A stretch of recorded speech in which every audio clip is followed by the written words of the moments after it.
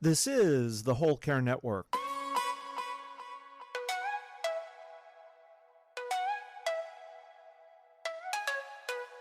Helping you tell your story one podcast at a time.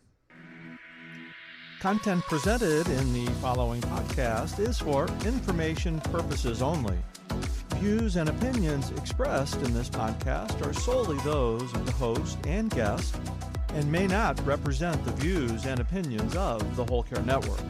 Always consult with your physician for any medical advice, and always consult with your attorney for any legal advice. And thank you for listening to the Whole Care Network.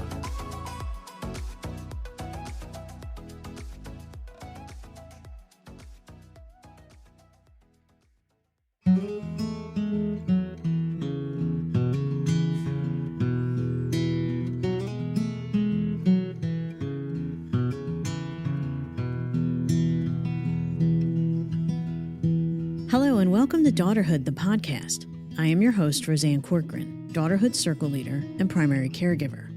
Daughterhood is the creation of Ann Tumlinson, who has worked on the front lines in the healthcare field for many years and has seen the multitude of challenges caregivers face. Our mission is to support and build confidence in women who are managing their parents' care. Daughterhood is what happens when we put our lives on hold to take care of our parents. We recognize this care is too much for one person to handle alone. We want to help you see your efforts are not only good enough, they are actually heroic. Our podcast goal is to bring you some insight into navigating the healthcare system, provide resources for you as a caregiver, as well as for you as a person, and help you know that you don't have to endure this on your own. Join me in Daughterhood. Dr. Allison Applebaum is a writer, speaker, researcher, advocate, and caregiver. She is an Associate Attending Psychologist in the Department of Psychiatry and Behavioral Sciences at Memorial Sloan Kettering Cancer Center, and also the founding director of their Caregivers Clinic, the first of its kind in any comprehensive cancer center in the U.S. Dr. Applebaum amplifies the voices of family caregivers in her scientific journals, editorials, and her research, which focuses on developing innovative ways to identify, prepare, and support caregivers. Through this work, she also addresses the distress experienced as a result of increasing responsibilities. In Allison's new book, Stand By Me, A Guide to Navigating Modern, Meaningful Caregiving, she brings not only her professional experience to the subject, but also her personal journey of caring for her beloved father, Stanley Applebaum. In our conversation today, we discuss her book, the experience of living in the in-between as a family caregiver, and how caregivers can find meaning and purpose while juggling their responsibilities and emotional ups and downs. I hope you enjoy our conversation. Allison, in your impactful book, Stand By Me, you captured all of the facets caregivers deal with throughout the caregiving experience. Most importantly, it captures what is not apparent to the outside world about caregiving, the heaviness of living with uncertainty, and in that liminal space, the time between what was and what's next. Can you explain how that affects caregivers? Absolutely. I mean, I think this is something that characterizes all of our experience as family caregivers, regardless of the illness that our care partner is living with, regardless of what our responsibilities are. And that is the fact that the reality we once knew before we were family caregivers is no longer here. And we don't have a crystal ball. We don't know what the future is going to bring. In fact, we cannot plan for the next year or month or week, and in some cases, even the next day or hour because of caregiving and because of illness. And so living in this liminal space, this in-between space is really one of the primary tasks that we all have as family caregivers, learning to sit with uncertainty, learning to not know what the next moment's going to bring. And dare I say, starting to become comfortable in that space, in that period of in-between. It's the part that's overlooked the most because people don't understand that's a huge part of it. Aside from medication management, aside from going to the doctors and the practicality of caregiving, that piece adds to everybody's stress. Absolutely. You know, I think there's so many facets of our responsibilities that are invisible Mhm. and are hugely burdensome. And this is one of them. This is one of those emotional elements that, in order to be that physician, nurse, social worker, case manager, and all the other things that we do as family caregivers, it also means that we are living in perpetual uncertainty. And that shapes all aspects of our lives, both in terms of our family caregiving responsibilities and then everything else, like our potential paid employment, which we're trying to maintain, and our other responsibilities that are deeply impacted. But this is an invisible burden and very much shapes the experience of all caregivers. We hear a lot about holistic care and psychosocial support. What exactly does that mean, and how would that help a caregiver? I'm so grateful that you're asking this question because I think there's so many phrases and terms that are thrown around and not everyone understands what they mean, or they can mean many different things. So when I speak about holistic care, I speak about treating the patient as a full person, as a human, not just as a diagnosis, not just as a medical history, but an individual who has a set of goals, and not just goals for care, goals for life, an individual who has a personality, who has parts of themselves that are important to convey. And so holistic care means attending to all parts of that self when developing a care plan. And that care plan can be a medical care plan, or you reference psychosocial care. And that's the care of emotional well-being and spiritual well-being. And I often use the word existential well-being, that we're really providing support for the whole person, not just how they're doing medically. But in order to provide holistic care, providers and healthcare providers, healthcare professionals of all sorts need to know who the patient is outside of just a diagnosis, outside of what they might just be reading in that medical record that is, very limited in terms of what information is required. And you did that continuously with your father, and you described it beautifully in the book. You made sure everyone that came into that room understood what was important to him and who he was as a person, as a person in the world and as a person in your life. And it was such a beautiful companionship. And it was, I felt connected to him and to you while I was reading this. And I know that throughout your whole care journey with your dad, you were able to explain that. How do caregivers find their voice doing that through this Yeah. journey? Yeah. Thank you for that. Just, thank you for acknowledging that. And I guess mission accomplished. If you were able to feel connected to my dad, then my my work is done, sort of. Um, Absolutely. you know, my dad suffered from a neurodegenerative disease, Lewy body disease. And there were periods when he was not oriented. He was disoriented and hallucinating and unable to communicate with members of the healthcare team. And there were other times when he was so sick from sepsis or other illness that again, he was not awake or aware. And so in those moments, it became so very clear to me that without me by his side, there was no way for any member of the passing medical teams to have any idea who Stan Applebaum was and what mattered to him, and that I needed to be his eyes and ears and voice. And that responsibility continued when he was awake and oriented. And it's a responsibility that we all have as family caregivers, regardless of whether your care partner has Lewy body disease or another illness that impacts orientation. And that is the fact that we do need to speak up. We need to find our voice. That means that we are asking clarifying questions to the medical team. There's a lot of medical jargon that's shared in these brief, intense moments in emergency rooms. Mhm. And it's very important that you ask clarifying questions so that you know that you and your care partner actually understand what it is the healthcare professionals have shared with you so that you can make informed decisions.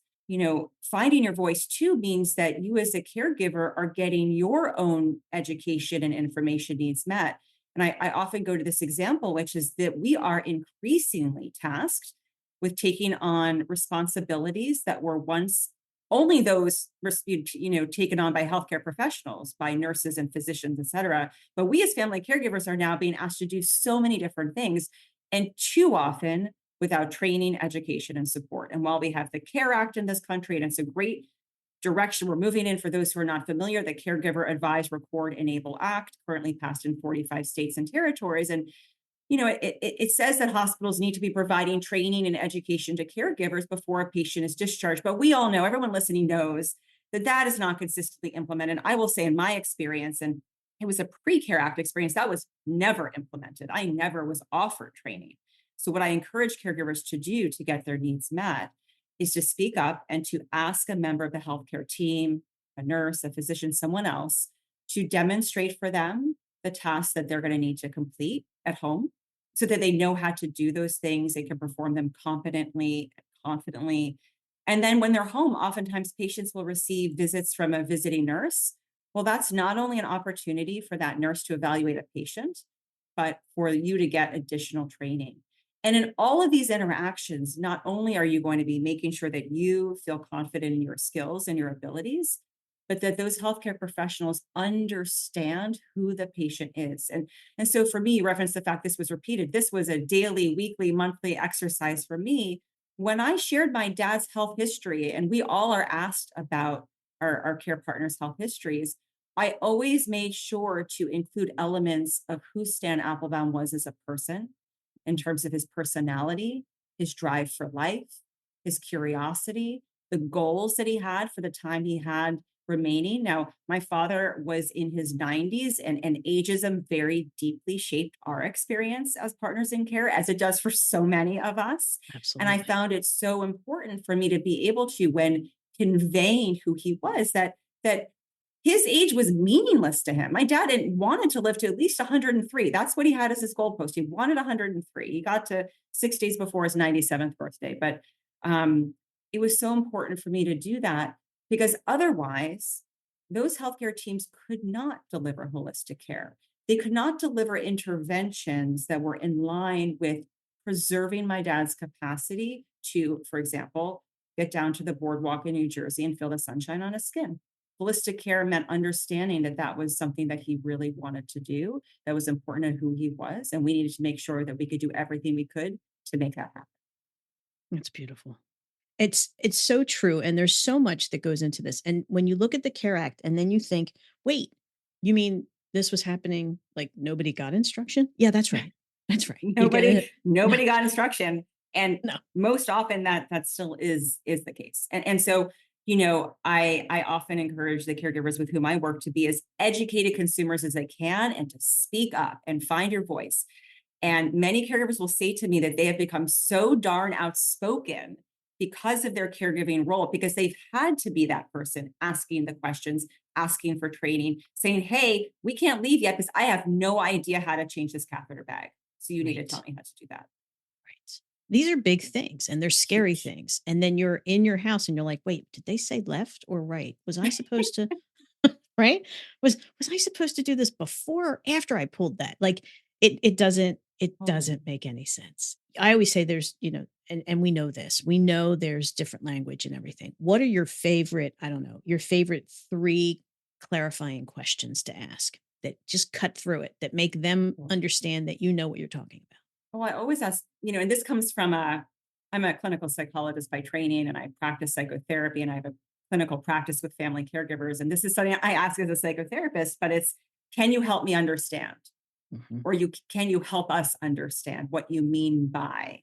Because so often information is given in language that we, as lay folks don't understand. It's not digestible. So can you help me understand what you mean by that phrase, that term? Um, I don't know that I have 2 other favorites for you, but I have one major, just a general rule, Yeah. which is that direct questioning is always a good thing. Yeah. So being direct, not avoiding a certain topic, asking specific questions. So, when we think about prognostication, for example, no physician has a crystal ball. We got that. None of us have crystal balls. If we did, Right. maybe we wouldn't even be sitting here right now having this conversation. I'm not sure. But asking questions specific about what are the chances of this treatment working based on your experience with other patients like my father?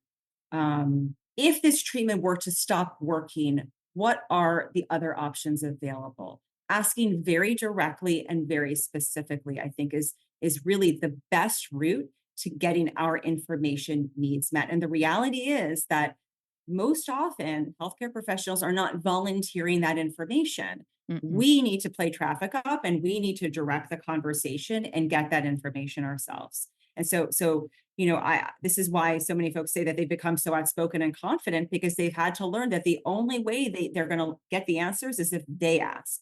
Now, Right. I want to make a point when I share this is that whenever possible, and I say that unless it's a situation where a care partner is not oriented or able to engage, of course, there's going to be a brokering of what information you can ask between a patient and caregiver. In fact, very frequently, we are in different pages than our care partner about what information is desired from a healthcare professional. And in fact, I oftentimes will encourage caregivers to have what I call a consent conversation in Okay. advance of meeting with a healthcare professional. So the consent conversation is basically you as caregiver getting on the same page with your care partner about what topics are and are off limits for the next meeting so that you can maximize that time. Because we all know those meetings with doctors go very, very fast. We're Yes. always nervous. Our cortisol levels are high. We forget the 6 questions we wanted to ask. But the reality is that another impediment to maximizing that time is being on a different page than your care partner. And so making sure that the two of you in advance of the discussion are on the same page about what can be asked is also going to help you to get as much information as you can. Yes. And you never want to be in the appointment and say something and have your care partner look at you like, what? We didn't talk about that. Or Exactly. what do you Exactly. mean? And it's hard. It also adds to the stress of being the caregiver because you have to have these difficult conversations. You just have to. And that's the other hard part with when you're talking with the doctors, because you may not want to think about what happens if this doesn't work, Exactly. but you have to. These hard conversations invite an elephant into the room, Yeah. and that elephant is death. And understandably, these are incredibly difficult, painful conversations for all of us to have, even for those of us who speak and discuss for a career that, these are hard conversations for all of us to be having with those that we love. Um, and so that said, having them is so crucial because if we don't have them, there is no way that we as caregivers, and in most cases as healthcare proxies, will be able to bring our care partners' voices into the room. If we are not having open, honest, vulnerable, and very importantly, perhaps the most important part I'm going to say, repeated conversations about goals of care and goals of life, then there's no way that we can actually carry forward our work as caregivers. There's no way that we'll be able to make sure that our care partners receive holistic care if we actually don't know what matters to them. But that said, these are really, really difficult conversations to have. I'll give you another tip that I share with many of the caregivers who come to see me, and that is to practice opening the conversation through what we call agenda setting. So you as a caregiver might be ready to talk about the future, talk about advanced care planning, this umbrella term for all the things that we discuss around the care our care partners will receive in the future, should they be no longer able to advocate for themselves. But your care partner might not be ready to have that conversation. We don't know, or they might be, but often you guys are on different pages. Yeah. Setting the agenda allows you to put out on the table immediately and directly what it is you want to talk about and why. And it's something that you can practice in advance of that conversation. So, for example, with my dad, I did this often, even though he and I had talked about death our entire life. Like we had lots of philosophical, existential conversations since I was 5 years old. But nonetheless, in my early 30s, I still found this very difficult. But I would say, Dad, I would really like to talk to you about what type of care you would like to receive in the future if we could no longer control your symptoms of LBD. It's important that I know what's important to you because if I don't, I'm not going to know what to do if you can't communicate. Is this possible for us to discuss? Now, my dad could say, sure, let's do it now, or I'm not ready, or many other iterations in between. But the point is, once you set that agenda, you've already done the hard work. You've done the heavy lifting. You've already put out on the table what is important to discuss. And then likely you'll be able to have that conversation more easily. And again, the key word being repeated, my dad's major illness journey began in 2013, and his goals of care in 2013 were dramatically different than his goals of care in 2019.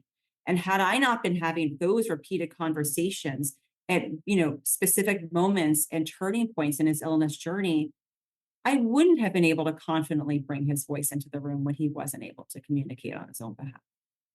And it's so important, and it's so important if there's other people involved in the care, to have them on board as Oh, well, yeah. because then what always comes of that is, well, mom never said that. Oh, Remember, yeah. she said she wanted to live forever. Remember that? And it's like, okay, and that was in, 1995. We're not there anymore. But that I would think would be a helpful thing to then include Yeah. others in. So you bring up such an important point, which is that decision making doesn't happen in a vacuum. No.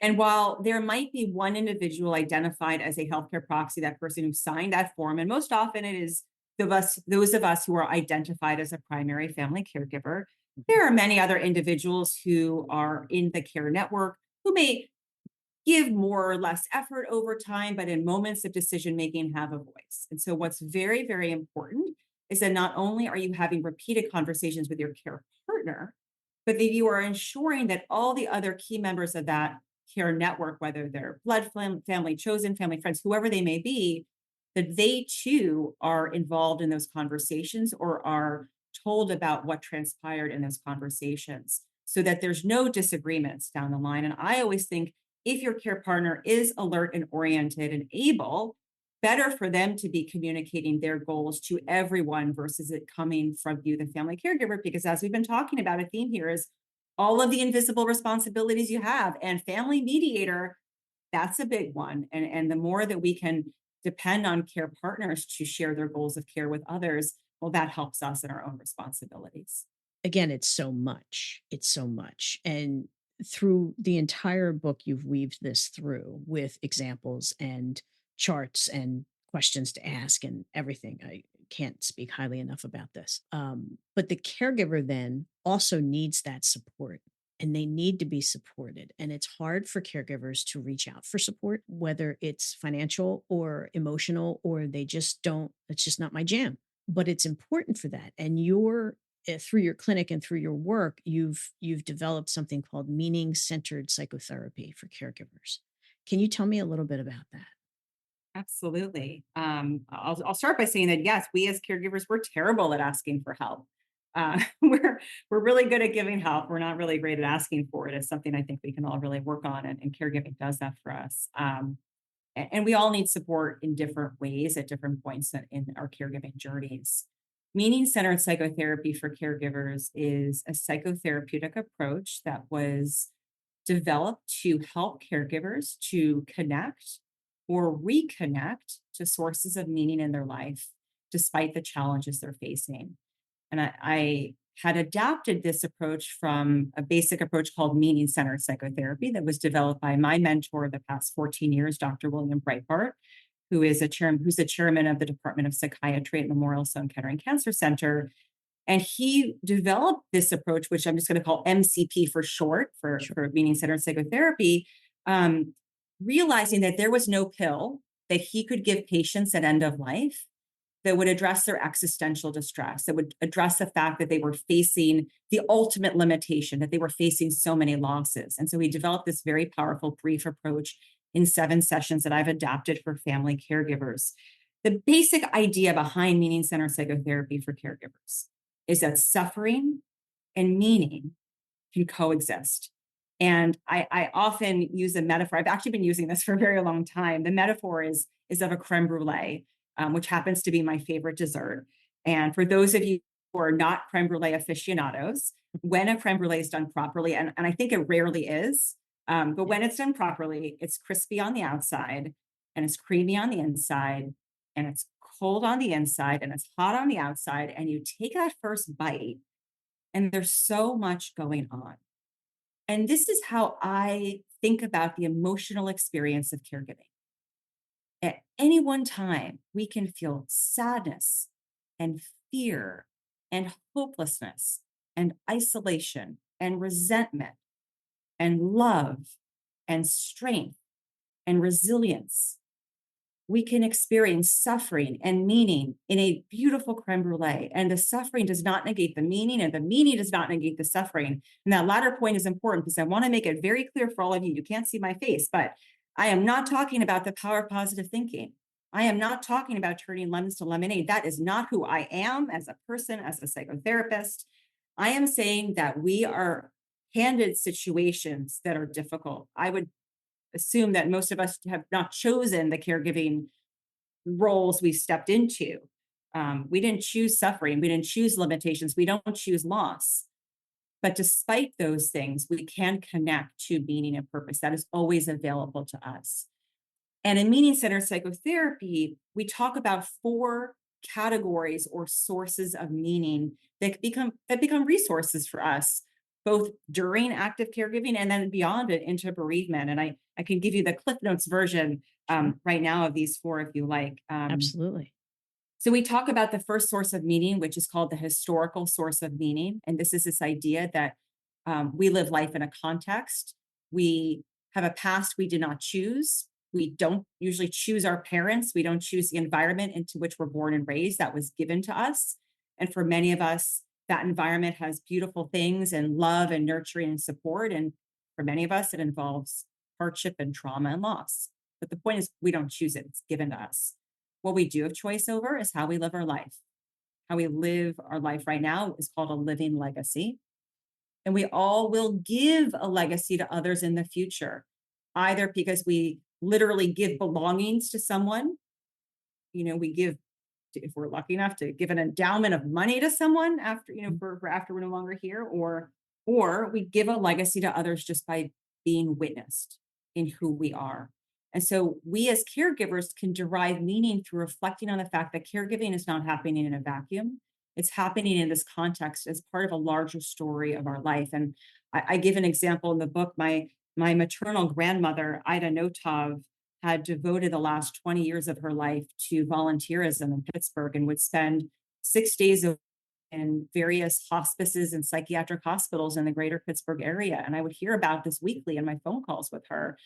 And I didn't put it together until after her passing. But boy, the work I do is in so many ways carrying forward her legacy. And seeing a picture of her at bedside with a patient is something that really helped me in the midst of my own caregiving journey and thinking about the fact that I was carrying her energy forward. The second source of meaning is what we call the attitudinal source of meaning. And this is a funny word. We're talking about choice and this idea that we don't choose suffering. We don't choose all the limitations. We don't choose not being able to plan for the next year, month, day, hour. We don't choose loss, but we can choose how to respond. And that can include choosing to ask for help. That can include delegating. That can include choosing to set boundaries to take care of our emotional energy. And for many of us, if we can connect and reflect on how we are choosing to face challenge, that itself can be incredibly empowering. I hope that for those of you listening whose caregiving journeys, whose active caregiving journeys have ended, if you can reflect back on the ways that you chose to face limitations and challenges and losses, that you too might feel proud of yourself. Yeah. The third source of meaning we call the creative, and it's not just about having artistic talent, so that could fall into this category. It's really this idea that we are each the authors of our life. We are each given, as we know it, one life, and it's our responsibility to create our life. And I think that my just saying that might make current caregivers bristle. Like, yeah, but like my life is totally put on hold right now. What are you talking about? I hear you. But what are the small ways that you can take responsibility for your life? How can you reconnect to important parts of yourself? How can you engage in meaningful activities in a different way to make sure that you're still doing them? How can you continue to work towards future goals, even if you can't enact them right now? And those are important questions to be asking yourselves. And I outline all of these in the book, by the way. Yes. And the fourth category, which is oftentimes my favorite, is we call the experiential. And this is this idea that we can connect to meaning through our 5 senses, through what we see and touch and taste and smell and hear, through a feeling of love, through visions of beauty, and through laughter. Even the laughter you and I are having is meaningful. We are able to connect with one another. We can connect with a feeling of being, in line with something greater than ourselves. And this can be as simple as you're stuck in the emergency room for hours and you're crawling out of your skin, but you put your earphones in and you blast your favorite music and you close your eyes and you take a breath and you are transported to that concert just for 5 minutes. Or you leave that ER so you can feel the sunshine on your skin. Or you go to the hospital cafeteria to get your favorite tea and you sip that tea slowly and connect to the flavor of it. Or if you have a warm relationship with your care partner, realizing how awesome it is to hold their hand or to hug them or to lie next to them. And so these are categories or sources of meaning. They're always available to us. Again, they don't negate suffering. They don't take away the drama, the trauma we all face, but they can accompany all that. And they can help us to develop strength and resilience while we face all the things we do not choose. I love all of that. And it's important because it is hard to think, well, how can I do that? These are little tiny things that Oh, you yeah. can do that are yeah. necessary for your soul. Yeah, I use an example in the book of myself. So I had a first career as a ballet dancer, and dance and being in a dance studio is always really important for my self-care. But when I was taking care of my dad, my life was so uncertain that I couldn't even commit to taking an hour and a half dance class in the afternoon because I had no idea what was going to happen with him. And this was how I lived my life for 6 years almost. Right. And so when I was stuck in the ER, stuck in the hospital for days and days with him, I would use the bars on his hospital bed as a ballet bar, and I would stretch and I would point my toes and I would do a little workout. And it was small, but it was so meaningful because it was Allison connecting with who Allison is authentically. And I couldn't do so many things that I wanted to, but there were certainly powerful and small ways that I could connect to myself and connect to me. It's so important. And it's especially important when you're in the midst of caring. And the one story in your book that always, kind of smacks me in the face is when your father was having hallucinations and he was hallucinating that you were angry at him or leaving him and all of this. And then when you got there, he turned away from you Oh, yeah. because he believed that. My heart broke a bit Yeah. there, Yeah. Allison. Yeah. So Lewy body disease hallucinations have a unique flavor in that number one, they're rarely pleasant. So like I wish he hallucinated being on the beach of Hawaii. Like that would have been amazing. It was like three men standing at the foot of his bed about to attack. That was the flavor. Yeah. And the key characteristic is that the individuals he would hallucinate would never speak to him. And so there was one day I came home from work and I sat down on his bed and he turned away from me in anger and he wouldn't talk to me. And I then spoke with a home health aide who shared with me that my dad hallucinated me all day long, not talking to him, which is literally would have been impossible. Like it's so the opposite of who I am and who we were. And it was so painful because at that time I needed to repair a relationship that was broken outside the context of my own lived reality. I had no idea. Right. And that was an example of some of the added complexity that so many of us experience, especially if our care partner is living with dementia, is living with an illness where there are neurocognitive changes, especially when patients become disconnected from who they are. And I want to label this as grief. Yeah. I think that there are many losses that we experience long in advance of the death of our care partner. And each time my dad was hallucinating, to me, it was a mini death. It was a period I couldn't connect with him. I couldn't communicate. And with his disease, we never knew if those hallucinations would last a minute, an hour, a day. One time it was an entire week. We had no idea. But each of those moments, these are moments of loss for all of us as family caregivers. And I think what's so important, I encourage folks who come to me in the clinic, I encourage them to let that grief out, to express it, to label it. And I'm purposely using the word grief because I think that it's very important that we use that language, that we are experiencing many losses as caregivers. Yes. And it's not acknowledged and it's not spoken about. And it's, again, another one of those heavy things that sits and you can't figure, why do I feel like this? And it's like, because you're grieving. It's hard then to say, how do you release that while you're caring? Because I think that's what closets are made for and cars.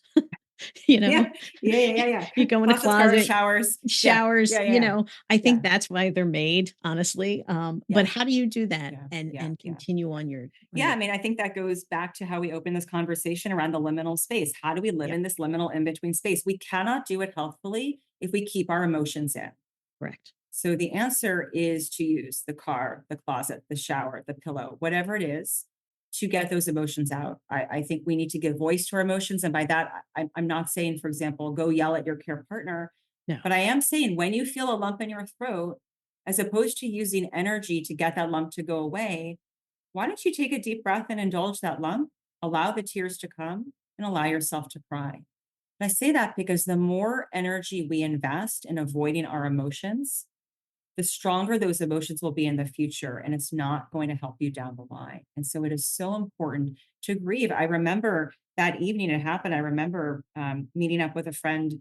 I was like, I need to talk to you. I need to share what just happened. And I ended up crying. I had a good public cry. I became an expert public crier. I'm still pretty good at it. Because the grief was so palpable. Yeah. Because my dad wasn't my dad in that. So my answer is that we all need to let that out. And in addition to crying or speaking or yelling privately or into a pillow or in a shower in a car, it's also a lot of people love to journal, getting it out that way. And then another thing to say is that our emotions are very physical. Every emotional experience every emotion we experience has a physical component. And so anything you can do to get energy out of your body, run on a treadmill, run down the street, exercise, dance, yoga, stretching, whatever it is you can do to get some energy out as well is going to help you emotionally. Okay. And to find the people that are safe to share this with, and not someone who's going to say, at least, ... Safe being the key word. Finding your tribe. Yeah. Finding the people with whom you can be authentically yourself and who are not going to engage in avoidance, who are not going to diminish your suffering, and who are willing and courageous enough to sit in silence, to sit with you and your suffering. I hope that everyone can find, even if it's just that one person. And if you don't have that person, maybe it's finding a therapist who can fill that role for you. So that you can be authentically yourself and let those emotions out and not hear the at least or but if and if only. No. Mm-hmm. No, none of that. I always say no good sentence starts with at least. Just stop. Just don't finish it. Just don't finish it.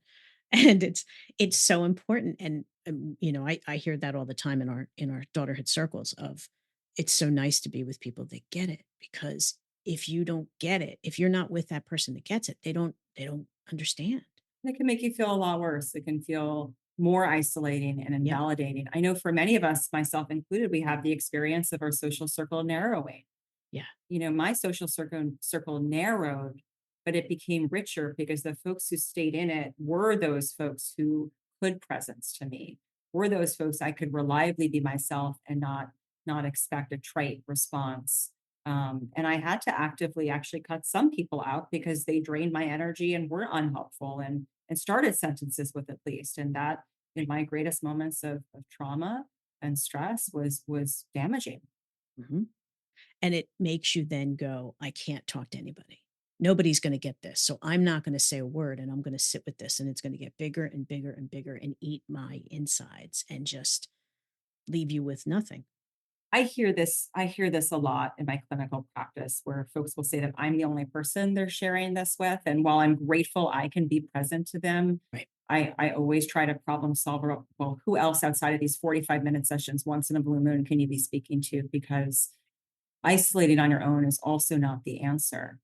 There has to be a happy medium in there. And I think that's the beauty of the types of circles that you have, of caregiver support groups, of all sorts of, so many communities are available for us right now as family caregivers. And the beautiful thing is that everybody who's joining these communities, they get it.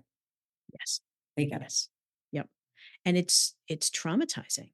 There are things that you witness that you're like, whoa, and it's the same as the grief. Nobody talks about that. And it's just, Oh, I'm so grateful you brought up trauma. This is something I've been speaking about so frequently, and it's come up increasingly in this post-pandemic era, but trauma, PTSD, post-traumatic stress disorder, and post-traumatic stress symptoms, which I think are most often associated with veterans returning from war. These are very common in family caregivers. In fact, I'm running a clinical trial right now with both patients and caregivers who are survivors of stem cell transplantation, addressing trauma symptoms. And we're finding that a much larger proportion of those caregivers are traumatized than patients themselves. Mhm. We as caregivers experience so many events and moments that are potentially traumatizing. I'll speak for myself. It's traumatizing to witness delirium. Mhm. It's Yeah. traumatizing to witness a hallucination. It is traumatizing to ride in an ambulance and be told the sirens will only be used if his health deteriorates, and then you hear those sirens go off. All of these moments are traumatizing, and it's traumatizing to witness a death. Even if that death is occurring in the way that you and your care partner discussed, even if it's peaceful, whatever that means to you and your care partner, because that's very specific, Mhm. that too is traumatizing. And I think that we as caregivers walk away from these experiences carrying a heavy burden of trauma that must be addressed, that needs support, that needs tender care and love. I fully agree with you. And it gets caught up in well, aren't you happy you got your life back? And it's like, happy isn't that like, Yeah. yeah, there are people Yeah. that are relieved and Yeah. it's a relief to some and that's fine. But it's like after it's like being battered and coming through Yeah. this washing machine of caregiving. Yeah. It's another creme brulee moment, Yes. right? Yes. Because yes, I was then able to schedule a dance class for an hour and a half, and I could even schedule it a week in advance. I had that flexibility for the first time in almost a decade. Mhm.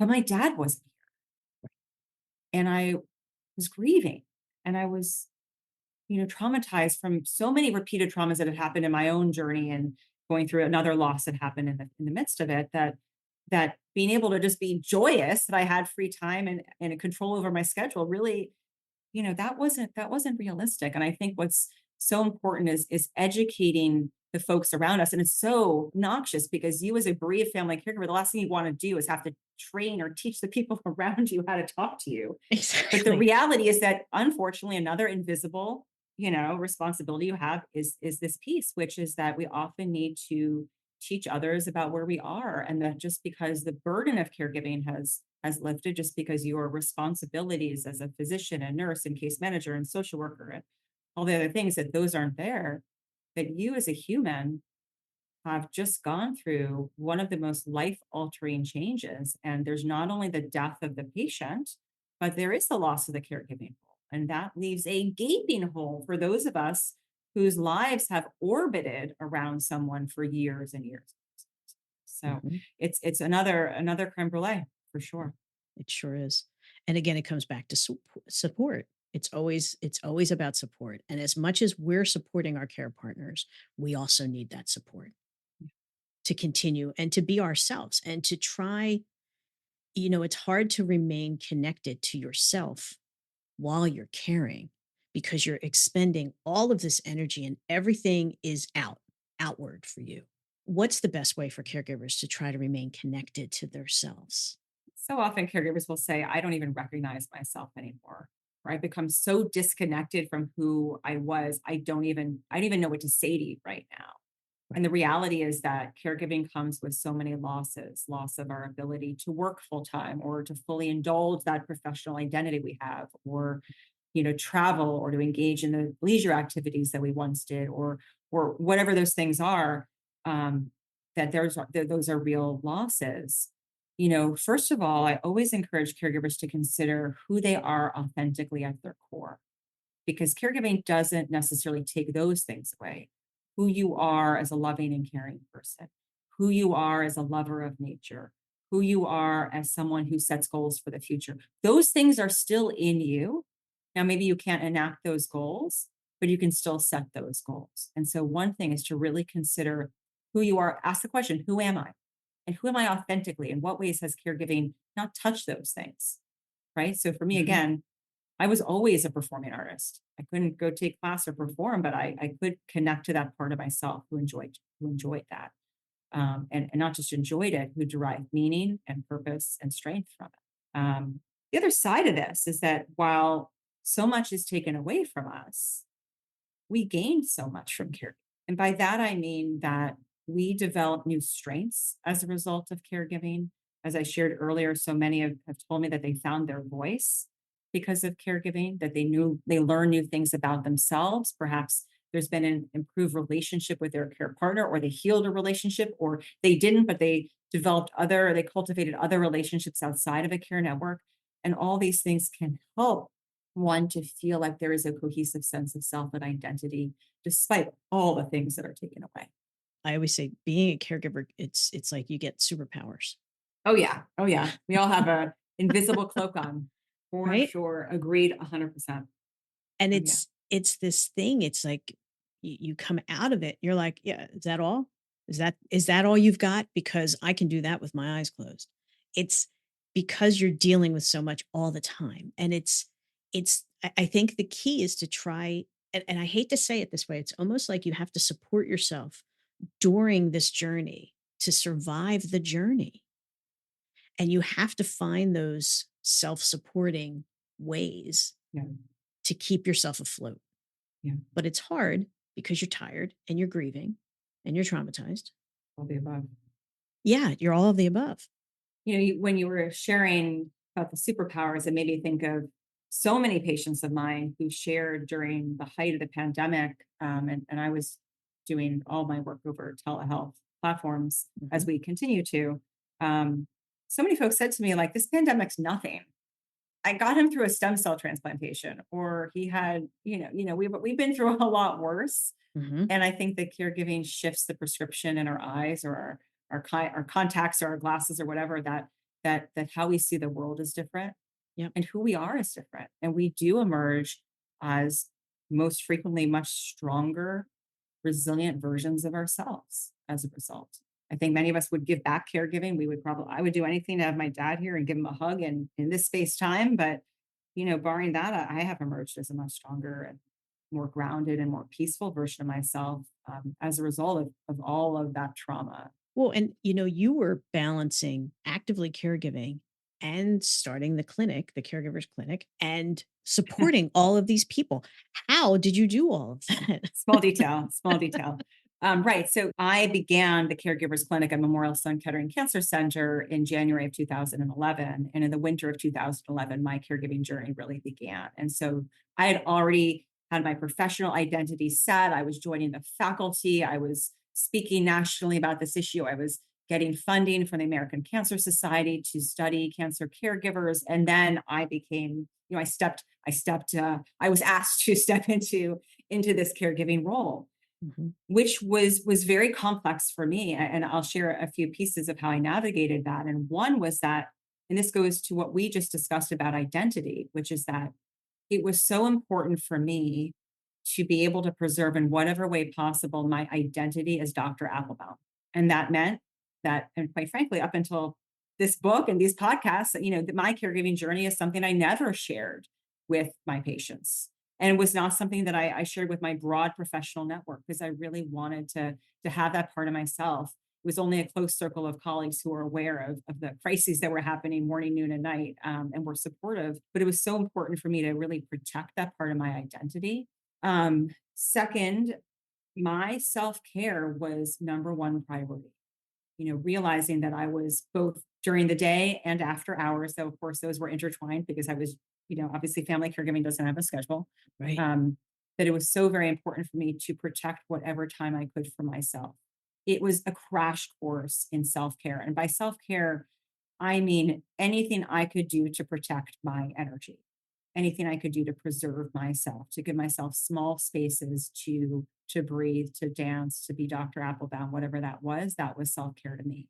The other piece here is that inevitably my professional work, and both in terms of the research I conduct, but the fact that I've obviously now, it's been 13 years since I began the clinic, and I've worked with thousands of caregivers, that doing this work has certainly highlighted for me important areas for my research and my professional work and my own caregiving journey. For example, early on, I mean, this goes back to our conversation earlier about invisible responsibilities. I was so struck that nobody was guiding me in terms of how to have any of these conversations Right. with my dad, with members of the medical team.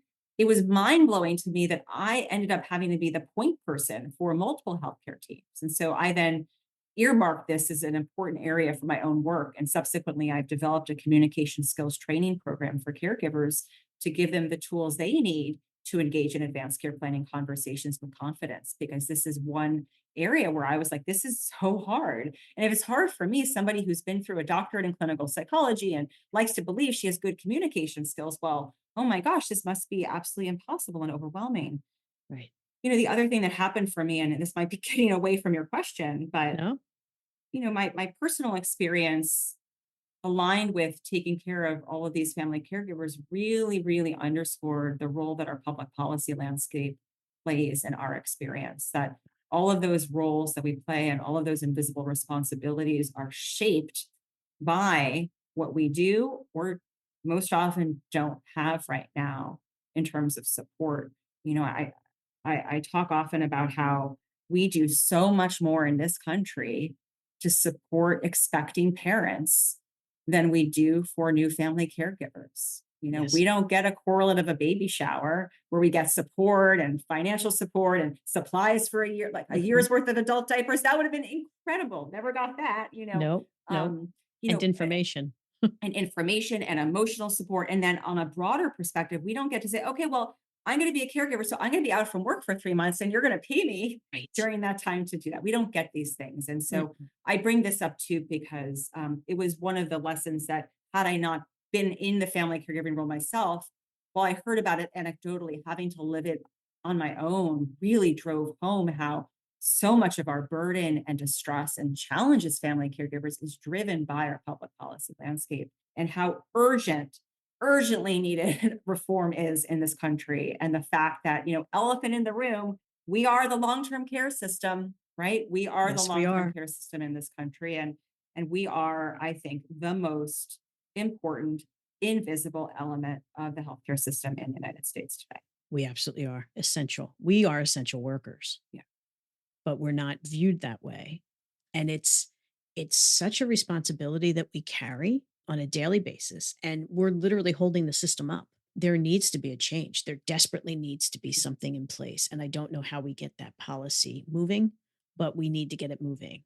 There's definitely more conversation. I keep thinking about what the environment was like back in 2011 when I started the clinic. And Yeah. I felt like a lone ship in a sea, and I know there were other lone ships in the sea, Yeah. around the country. But there is a much louder national dialogue, and certainly the Administration for Community Living's 2022 national strategy puts out goals. Yes. Right? We have some goals and we have some potential federal actions. I think the next step is getting those federal actions made, implemented, and really for us to see some changes downstream that will affect the day-to-day life of family caregivers, help them to no longer have to choose between paid employment and caregiving, to be able to get tax breaks for their efforts, to get paid for their efforts. And I'm going to say, because this is really, of course, most important to me as a clinical psychologist and as a director of a counseling program, but that mental health care for caregivers becomes required, and Yes. required as an offering in every healthcare center. I fully agree with you. Fully. Let's make some signs. I fully agree with you. Done. Well, I'll make some t-shirts. You got it. Well, and with everything, when caregiving ends and going forward, trying to get the voice of the caregiver out there. And I find people, when they're done with caregiving, they fall into two categories. I never want to talk about this again. Right? I don't want to talk about it. Or the two of us. Or the two of us. Exactly. So how do people find their voice after caregiving? Because there's a lot of people that are like, I want to make it better for the next person. Yeah. So how do we, Look, get that going? there's no one right way. And I want to be very clear, my path and Roseanne's path is not better or worse than the path of a caregiver who chooses their attitude, to use a meaning-centered psychotherapy term, and says, I'm done with it, I'm putting it aside. Absolutely. I think that it is very vulnerable to speak about our caregiving journeys. I know that that's something I grapple with as I enter this period of my life where I'm speaking more openly about it. It's requiring me to connect and reconnect to the sadness that's still very strong. It's from reconnecting me to the traumatic events that were many and throughout, but it's also very empowering. And I think that we can speak out in many different ways. It can be as small as just sharing anecdotes with friends. It can be as simple as hearing that another person in your social circle is entering a caregiving period and you reaching out to them and sharing your best tips. I mean, that you all are experts here. we are all are experts in caregiving, and we have a wealth of information to share. And so it's great to do podcasts and write books and speak on a national level, but our impact can be much smaller. I talk about this idea in meaning-centered psychotherapy about giving a legacy to others. The fact that, we again, we can physically give something, but we can also give a legacy by being witnessed. And for everyone who's already been a family caregiver, you've been witnessed in that role. Mhm. And so you have already impacted so many others. You might not be aware of it. Maybe you never want to talk about it again, but you were witnessed. And I'm guessing that you were also quite inspiring. Well, and it's going forward and afterwards as well. So you're going forward, which is another, struggle in the Yeah, after caregiving part. How you go forward and how you it's try to bring your person with you. it's complex. It It's is. complex. I mean, how do we do that? Yeah, and again, there's no one answer to this. And No. and I often will say in clinic that grief is very personal and very unique to each one of us. So how you grieve and how I grieve might be completely different. And one route is not better than the other. I think there's many ways in which we can carry forward our care partners with us. I do often encourage caregivers whose losses are more recent. And my recent, my loss. So it's hard to believe my dad will have died 5 years ago this month on February 23rd. Mm, It feels like I just blinked my eyes. yeah. Um, the pain is still quite sharp. Yeah. I encourage caregivers whose losses are, more recent to consider ways in which they are able to continue to speak with their care partner. Even though they're physically no longer here, why can't you continue to talk to them? And the reality is, especially for those of us who've been caregivers and have been in these long relationships, you know what your care partner would say to you. You know what they would say. You can hear their voice in your head. And I encourage a continued dialogue. And that is something that so many find very healing. I encourage thinking about what was so important to your care partner. Are there certain valued activities that you can do or carry forward in their honor? I always wear my mother's jewelry. I have her jewelry on me every day as a way to carry her with me. I listen to classical music every day and connect to my dad in that way because that's something that we shared. But I also think about, and again, going back to this idea of legacy, the fact that we are very impacted by our care partners. And so my dad gave me his legacy. He modeled for me how he faced his illness, how he was facing his inevitable death. Not only that, how he faced his life for the years and years and years before he became ill. And that's an imprint on me. And I carry that forward. And we all have that. Our care partners have imprinted who they are, going back to that holistic care, who they are as humans. That's imprinted on who we are. And we now can carry them forward. And I want to again say it doesn't negate the suffering. I'm probably going to go cry for a little bit after this podcast is done. But it does mean that we are able to remain connected to them in smaller and in different ways. I love that. Yeah. That's just really beautiful. Thank you. Um, Thank you. no, thank you. Of course, I always ask a final question, which for me, you've lived this, you've documented it beautifully. You've shared your heart with everyone here. What would you say to a caregiver who's listening and is just overwhelmed by where they're at? Yeah. Two things. One is that you cannot and should not do this alone. That there is just no way to take on all of these responsibilities in isolation. And while it is so very hard to ask for support, it is the most important thing that you can do, especially when you feel overwhelmed. That support can be, you know, physical support, financial support, tangible support. It can be just a shoulder to lean on, whatever that support is.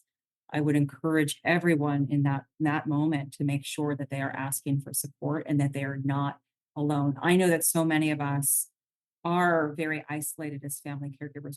I did not have a large family to lean on. I did not have a lot of resources at my fingertips, but I asked for help. And that was one of the drivers of my survival.